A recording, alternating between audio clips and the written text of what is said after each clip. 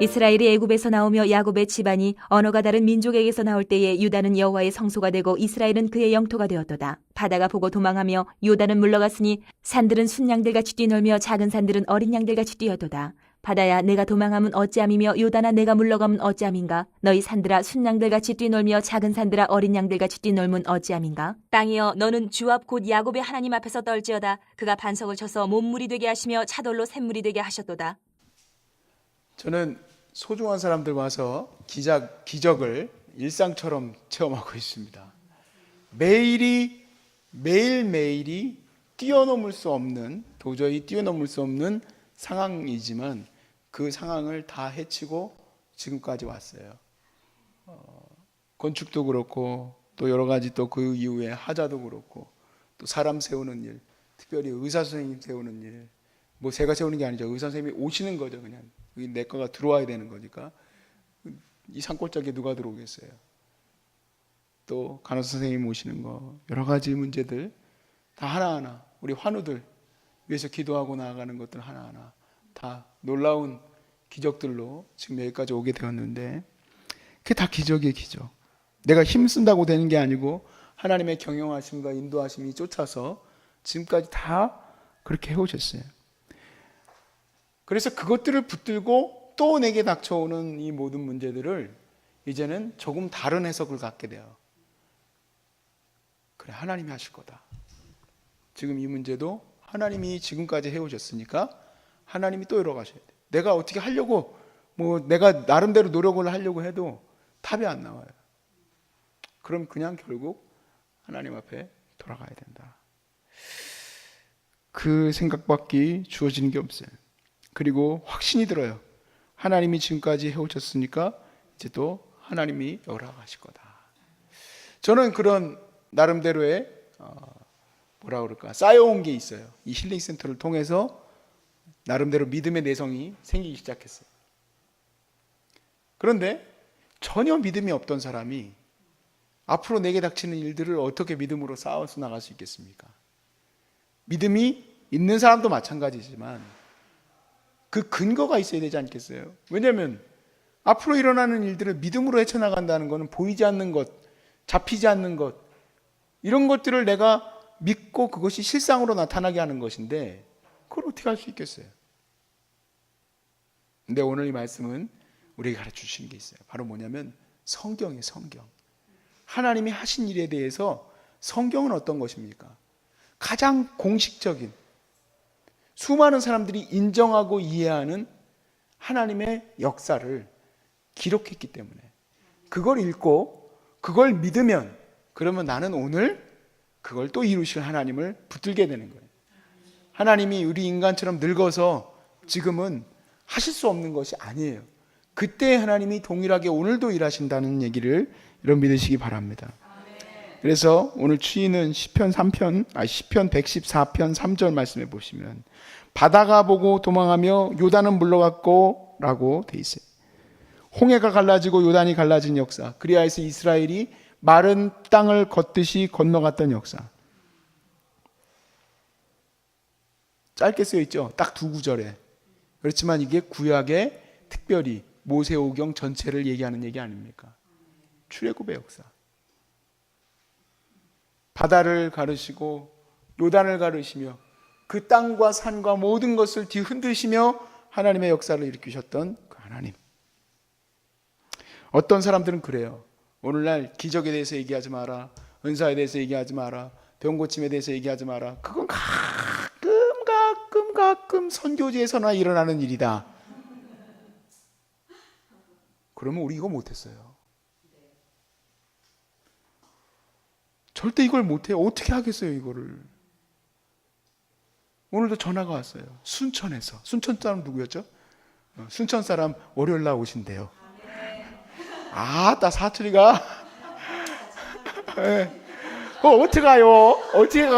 그래서 얘기하시는데, 그래서 얼마 내야 되냐고 그래서 제가 무료예요 그랬더니 어떻게 운영하냐고 저보러 막 그러세요. 맞아요. 어떻게 운영해요? 지금까지도, 그럼 그래 지금까지 했다고 칩시다. 그럼 이 다음부터는 어떻게 하실 거예요? 여러분한테 아무것도 안 받는데.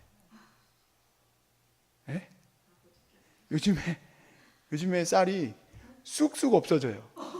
그러면은 운영하는 사람이면 큰일 났네 그러죠. 저는 어떨까요? 너무 기뻐요. 환자들이 인부보다 더 많이 먹어. 여러분들 양이 넣으셨어요.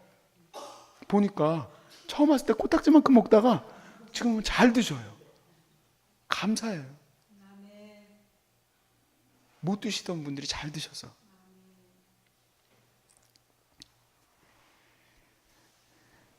그래서 심지어 이런 분들도 있어요. 성경에서 기적이 쓰여 있는 부분들을 없애고 그냥 윤리적인 얘기만 하자.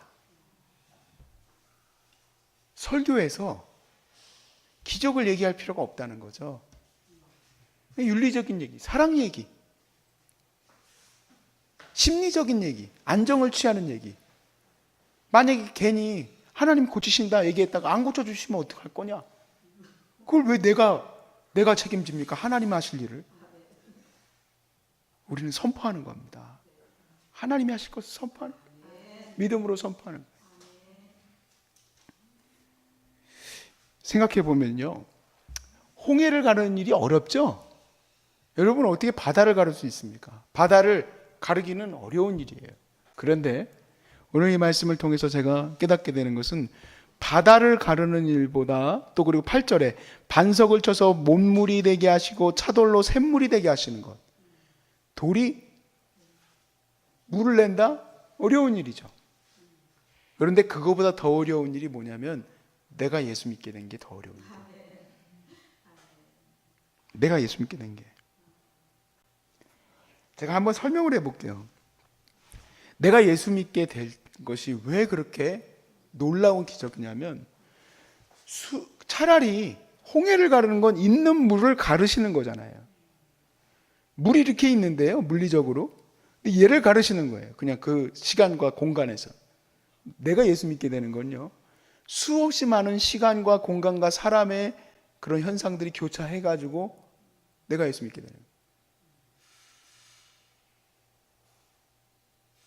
하나님이 인간을 물처럼 그냥 네 마음대로 흘러가라가 아니에요. 우리 인간은 의지가 있어요. 자유의지. 자유로운 의지를 갖고 있는 사람을 변화시켜서 내가 예수 믿게 한다는 것이 얼마나 어려운 일입니까? 만일 하나님께서 2000년 전에 예수님을 보내주시지 않았다면 내가 예수 믿을 수 있습니까? 하나님 백성 될 수 있습니까? 없어요. 예수님이 오셔서 제자들을 세우시고 그들에게 주의 복음을 전하니 그들이 부활하신 예수님을 믿고 얼마나 기뻤는지 몰라요. 예루살렘에 회개의 운동이 일어났어요. 3,000명, 4,000명씩 예수 믿는 역사가 일어났어요. 그런데 그들만 좋아했다면 내가 예수 믿을 수 있어요?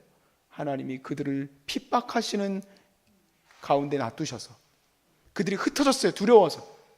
그래서 예수님 말씀대로 사마리아와 온 유대와 사마리아와 땅끝까지 이르러 복음을 전하라는 말씀대로 그들이 흩어지면서 소아시아 전역에 퍼져나가면서 이방인들이 예수 믿는 역사가 일어나고, 그리고 바울이, 그 핍박자 바울이 예수 믿게 되면서 이제는 로마에까지 주의 복음을 전하는 사람이 생기게 돼요. 그러나 교회가 300년 되기까지 얼마나 큰 핍박 속에 있었는지, 순교자들이 나타나고 어려움 가운데 있는 사람들이 나타나면서도 교회가 끊임없이 확장되어지면서 300년이 채 넘어가게 되면서 기독교가 로마 전역에 퍼져나가게 되고, 자기들끼리 좋아하니까 어떻게 됐습니까? 하나님께서 400년쯤에 훈족이라는 무서운 야만인들이 들어와서 서로만을 함락시키니까 이 전체 서유럽이 다 복음화됐어요. 야만인들이 다 예수 믿게 됐어요. 그리고 또 예수 믿고 자기들끼리 좋아하는데 교회가 막 부패하니까 하나님이 16세기에 종교개혁을 일으켜서 원래 있었던 가톨릭과 종교개혁 개혁교회가 싸우게 되면서 에이 모르겠다, 우리끼리 살아야 되겠다 해가지고 종교의 자유를 위해서 찾아간 대륙, 신대륙, 아메리카, 북아메리카, 남아메리카에 복음이 확산되어지고 그곳에 예수 믿는 사람들이 가득해지고 거기서 은혜 받은 사람들이 19세기 들어오면서 아시아로 들어오고, 아시아 그 옹졸한 조선 땅, 대원군이 있던 그 어마어마한 철의 바위 같은, 여러분 바위에서 차라리 물이 나는 게 낫지 바위 같은 우리 이 악한 마음이 변화되는 게 쉽겠습니까? 지금 계속 그게 무너져 가지고 오고 있는 거거든요. 그리고는 예수 믿는 나라가 되고, 그리고 이 나라에 남북이 갈라지면서 저희 외할머니가 이제 20대 30대 젊은 여자가 피난 나오면서 오직 예수 믿는 믿음으로만, 남편 있었지만 혼자서 거의 혼자의 몸으로 그 피난길에서 살아남겨서 딸들 전체를 예수의 거룩한 제자로 세우시고, 그래서 애지중지 키웠더니 막내딸이 믿지 않는 남편하고 결혼해서, 여러분 계속 매 순간 이성일이가 예수 못 믿게 될 상황이 끊임없이 발생해요. 제가 예수 믿게 되기까지 끊임없이 위태로운 상황이 발생해요. 근데 그 가운데서도 믿음으로 우리 아버지 집안은 전체가 다 미신 집안이에요. 미신 집안. 불교는 낫죠. 미신. 온갖 잡신을 다 섬기고. 그런데 놀랍게 기적처럼 아버지도 예수 믿으시고, 저희 증조 할머니도 예수 믿으시고, 할아버지도 예수 믿으시고, 저희 가정이 예수 믿고, 목사님들이 배출되어지고, 그러면 이제 제가 잘 믿을 거죠. 천만에 온갖 방황과 악한 짓은 다 하고 돌아다니고, 청소년 시절에 얘 또 도망가나 하나님이 또 세우셔서 목사 사명 감당케 하시는, 와, 이 상황을 2000년이 아니라 모세 때부터 지금까지를 생각해 보면 얼마나 위태로운 순간이 많은지 몰라요. 순종 안 하고 도망갈 요나 같은 주의 종이 있었으면 순간적으로 조선이 복음화되지 못했겠다. 순간적으로 하나님의 나라가 세워지지 못하겠다. 그 여리여리한 여자가, 외할머니가 복음으로 딸들을 키우지 않았다면 내가 있을 수 있었을까? 여러분, 구원이 내게 주어진 것보다 더 확실한 기적은 없습니다.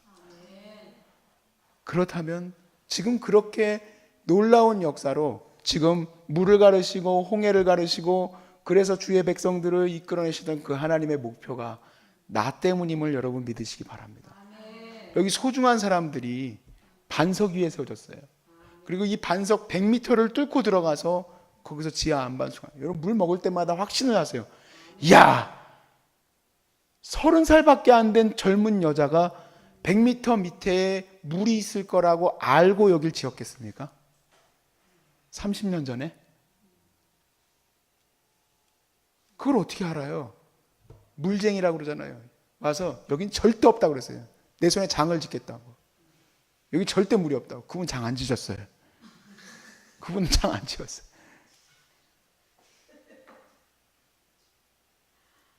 여기에서 물을 드실 때마다, 여기서 잠을 주무실 때마다, 식사하실 때마다 그렇게 고백하세요.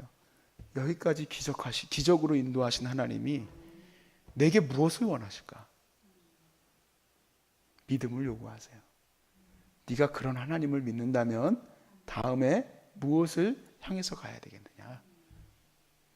여러분, 어제 제가 그 말을 이제 확실한 캐치프레이즈로 잡아야 되다 생각했어요.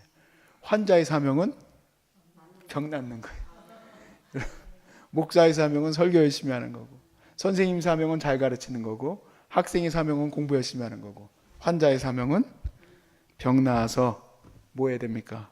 전도해야 될 줄로 믿습니다. 여러분 때문에 구원받아야 될 사람이 많아요. 네. 기적이 일상과 같이 그렇게 이루어지기를 원합니다. 바위에서 물이 나는 거, 홍해가 갈라지는 거, 여러분이 구원받을 것과 비교할 수 없는 일이에요. 그것은 아무것도 아니에요. 구원이 더 놀라운 기적입니다. 그 기적을 확신한다면 이제 앞으로는 일어날 일에 대해서도 확신 가운데 서시길 바랍니다.